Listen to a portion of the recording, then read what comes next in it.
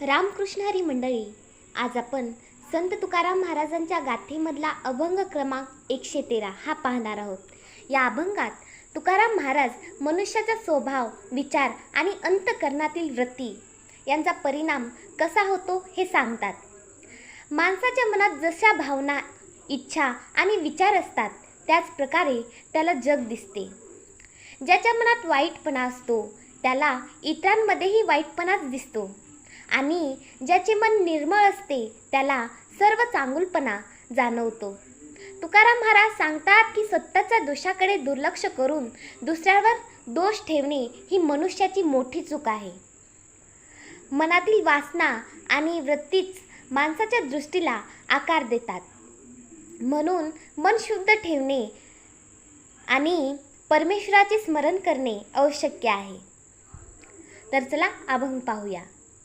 शिंदळा साल्याचा नाही हा विश्वास, बाईल तो त्यासनं विसंबवे.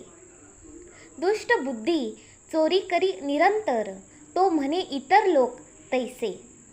तुका म्हणे जया चित्तीची वासना, तयाची भावना तया परी. शिंदळा साल्याचा नाही हा विश्वास, बाई तो त्यासनं विसंबवे.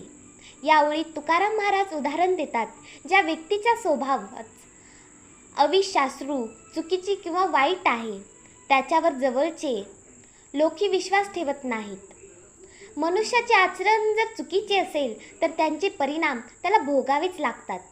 विश्वास हा चांगल्या व्रताने मिळतो. केवळ बोलण्याने नाही तर आपल्या कृतीने माणूस आपली किंमत निर्माण करतो.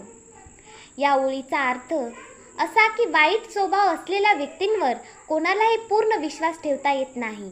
म्हणून माणसाने आपले आचरण शुद्ध ठेवावे.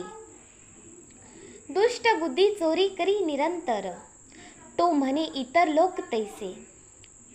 ज्यांच्या मनात दृष्ट विचार असतात तो सतत चुकीची कृती करतो, पण स्वतःच्या दोषाकडे न पाहता तो इतर लोकही आपल्यासारखीच आहेत असे समजतो.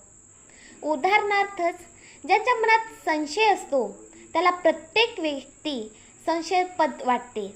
ज्याच्या मनात लोभ असतो त्याला इतर लोकही लोभी वाटतात.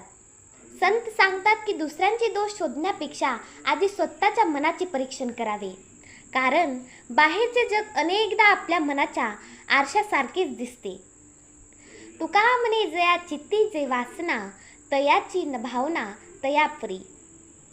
या शेवटच्या ओळीत तुकाराम महाराज अभंगाचा मुख्य संदेश देतात. ते म्हणतात, ज्यांच्या मनात ज्या प्रकारच्या इच्छा, विचार आणि भावना असतात त्याचप्रमाणे त्यांची दृष्टी तयार होते. ज्यांच्या मनात भक्ती, प्रेम आणि दया असते त्याला जगात चांगुलपणा दिसतो, पण ज्यांच्या मनात द्वेष, मत्सर आणि वाईट विचार असतात त्याला सर्वत्र वाईटच दिसते. म्हणून मन शुद्ध करणे हे खरे साधन आहे. बाहेरचे जग बदलण्यापेक्षा आधी आपल्या मनातील विचार बदलले पाहिजेत. या अभंगातून तुकाराम महाराज आपल्याला शिकवतात की माणसाचे मन जसे असते तसेच त्याचे जग दिसत असते.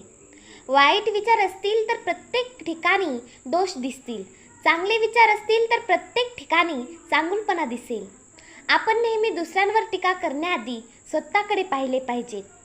मनातील वाईट भावना दूर करून प्रेम, नम्रता, सत्य आणि भक्ती यांचा स्वीकार केला पाहिजे. संतांचा संदेश असा आहे की मन शुद्ध झाले तर जीवन शुद्ध होते आणि भावना शुद्ध झाल्या तर जग सुंदर दिसतं. रामकृष्ण हरी.